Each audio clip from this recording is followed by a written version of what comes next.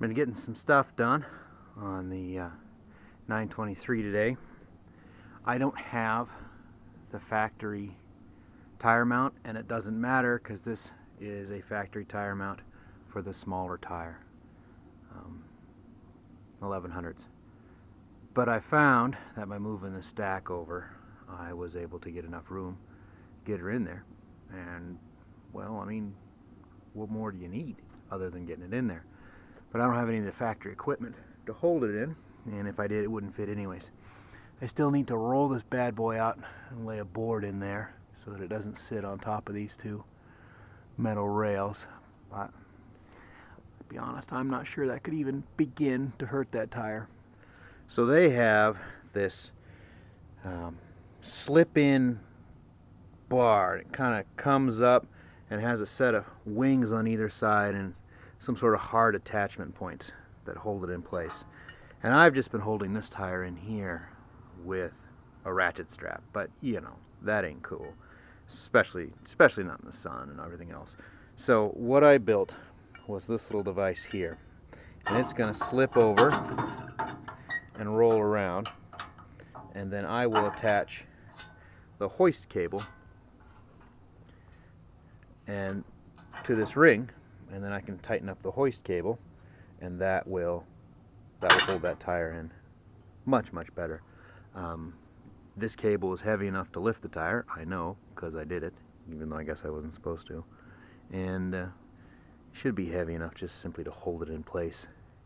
I mean, as you can see, it basically stays in place right now. You'd have to get up there with your feet and like really force it out. So I like that a lot better than I like just having this yellow ratchet strap.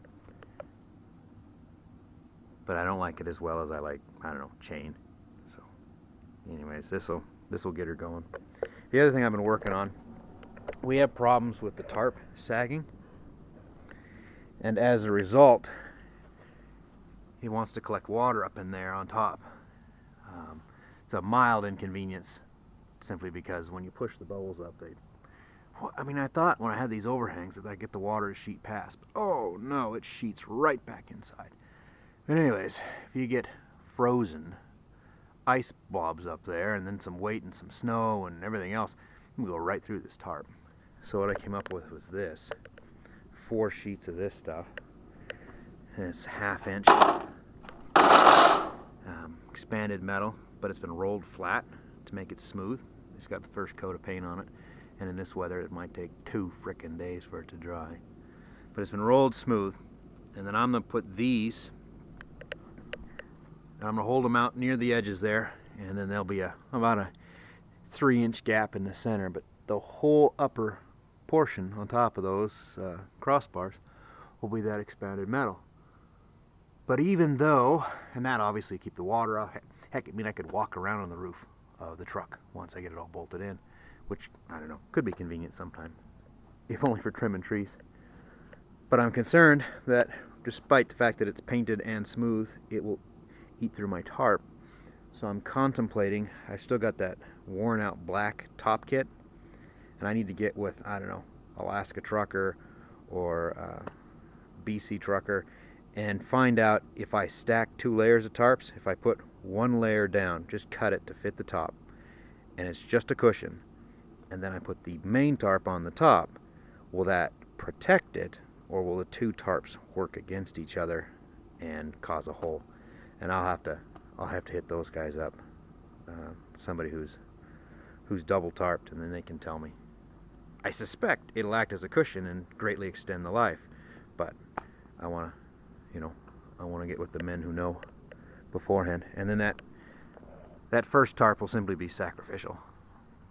Also, I'm hoping that it'll stop the condensation, because every morning when it gets cold out, this thing drips up in there, which is hard on the speakers if nothing else. So I'm hoping that if I get a double layer, it'll work like tar paper, and who knows. And then, despite the hard work of floppy hat photos, what a patient man, we've come to the realization that the word mine has to come off the truck, and I got to figure out how to do that.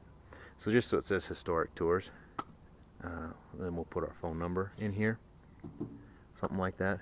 Anyways, the wife thinks, and I agree with her, that having the word mine there is just too limiting. We could just have historic tours, and the mine is superfluous. So that's where we sit right now with the 923. She's all inspected, all insured. Heater works great. Block heater works great. And now we're going to try to mothball it for the winter. You know, in a month and a half when this crap dries.